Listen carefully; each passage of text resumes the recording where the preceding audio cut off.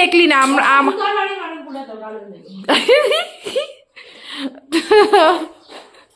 তো গাইস এখানে দেখো আমি একদম তোমাদের সাথে আমাদের ঘরের ব্লগ শেয়ার করছি, ঠিক আছে? তো দেখো এখানে ডাল কিন্তু সিদ্ধ হয়ে গেছে, আরে সরা হাতটা সরা, ডালটা সিদ্ধ হয়ে গেছে। আর এখানে কিন্তু সব সবজি দিয়ে দিচ্ছে, দেখো যা যা সবজি আছে। আর এখানে ইডলিও আরেক ব্যাচ হয়ে গেছে, এখন ঢোকান, কিন্তু সাম্বার হয় নাই। সাম্বার মশলা এই জাস্ট বাবা এনে দিল, সাম্বার মশলা বান্টিটার দোকানেও পাই নাই।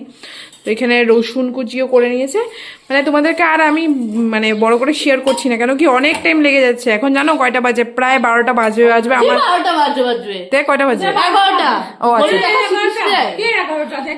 দেখ গিয়া 12টা। দাঁড়া 11টা 28, আর কি আধা ঘন্টা পরে 12টা বাজবো। তো যাই হোক, ভাই এক শয়তান, তুই এরকম গান গাস, তোর আমি দেখামো না। আমি যখনই ব্লগ করি ও একটা বাজে বাজে একটা কথা এসে বলে দেবে।